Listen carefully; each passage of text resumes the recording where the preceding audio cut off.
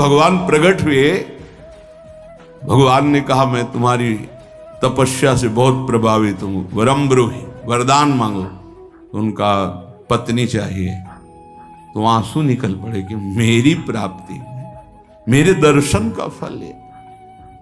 उसी से बिंदु सरोवर बना, भागवत में वर्णन है। तब अपनी तरफ से करुणा वरुणालय प्रभु ने कहा कि मैं तुम्हारा पुत्र होकर आऊंगा, और कपिल भगवान के रूप में आए और उपदेश करके परम कल्याण किया करदम जी का।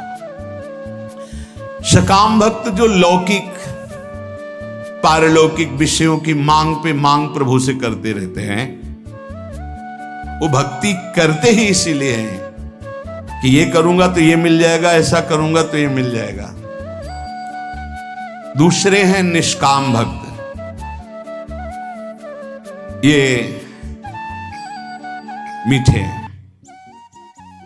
निष्काम भक्त इसमें मिठास है, क्योंकि ये केवल दो के लिए ही साधना करते हैं, या तो ज्ञान प्राप्त होकर मोक्ष की प्राप्ति हो जाए या भगवत प्राप्ति हो जाए। दो ही होते हैं निष्काम में। ये निष्कामता की मांग दो प्रकार की, इसमें भी मांग है मैं मुक्त हो जाऊं या भगवान को प्राप्त हो जाऊं, सारिष्ट सामीप्य सारूप्यादि मोक्ष। लेकिन तीसरे जो भक्त हैं ये मीठ ज्ञान प्राप्त होकर मोक्ष की प्राप्ति हो जाए या भगवत प्राप्ति हो जाए। दो ही होते हैं निष्काम में। ये निष्कामता की मांग दो प्रकार की, इसमें भी मांग है मैं मुक्त हो जाऊं या भगवान को प्राप्त हो जाऊं, सारिष्ट सामीप्य सारूप्यादि मोक्ष। लेकिन तीसरे जो भक्त हैं ये मीठे ही नहीं हैं, ये रस भरे हैं, जिनको प्रेम लक्षणा भक्ति कहते हैं। ये सारिष्ट सामीप्य सायुज्य एकत्व आदि कैवल्य पदादि भी दीयमानम न गृहणन्ति बिना मत सेवनम जनाहा, ये सब मोक्ष पदवी देने पर भी स्वीकार नहीं करते। आपके सिवा मुझे नहीं चाहिए।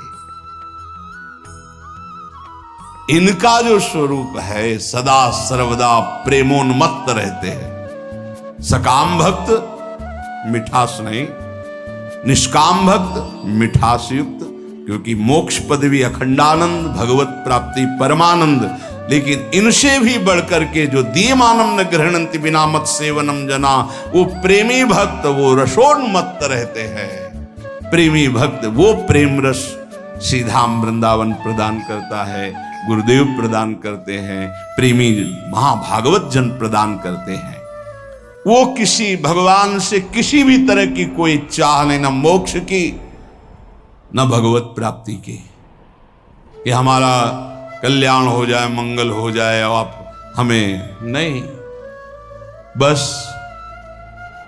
जेहि विधि प्रभु प्रसन्न मन होई, करुणा सागर कीजे सोई। जिस तरह आपका मन प्रसन्न हो, आपको लगे कि दर्शन देना है तो आ जाना, आपको न लगे मत आना।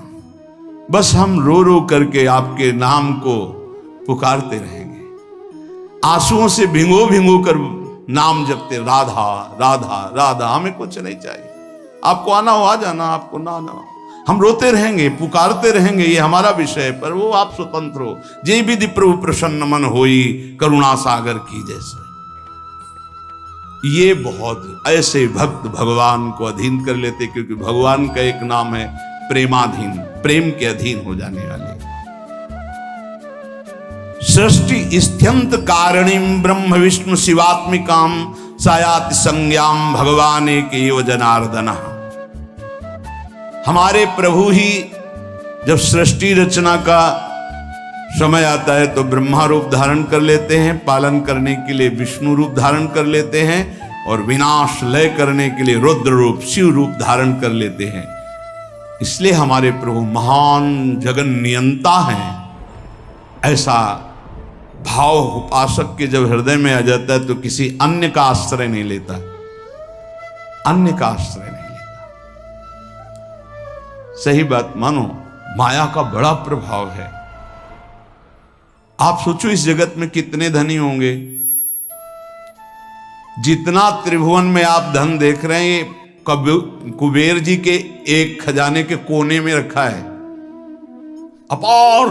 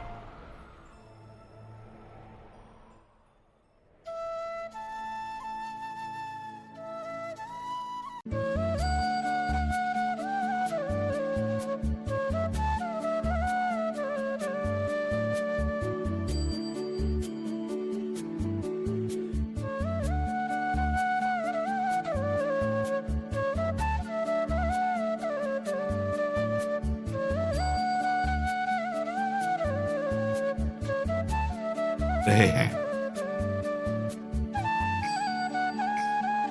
जो अपनी कीर्ति, अपनी प्रतिष्ठा, भगवदी आनंद को छोड़कर लौकिक आनंद की चाह के लिए भजन करते हैं, वो भी बड़े भुलावे में हैं।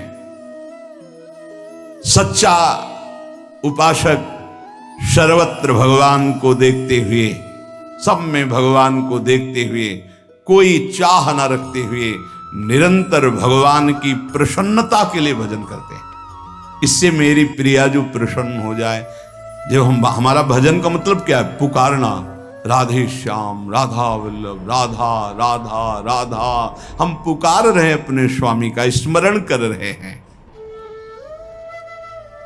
कहीं भी महत्व ना हो जाए, कहीं ना महत्व हो। बहुत विचित्र माया है ये। हम बार बार प्रार्थना कर रहे हैं, इस बात को आप कृपा करके समझने की चेष्टा करें। प्रभु के समान सिर्फ प्रभु हैं, दूसरा कोई नहीं।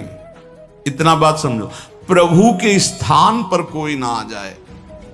ये बड़ी माया प्रवीण है कि प्रभु के स्थान में कोई वस्तु, व्यक्ति स्थान भेज सकती हो, कोई भी।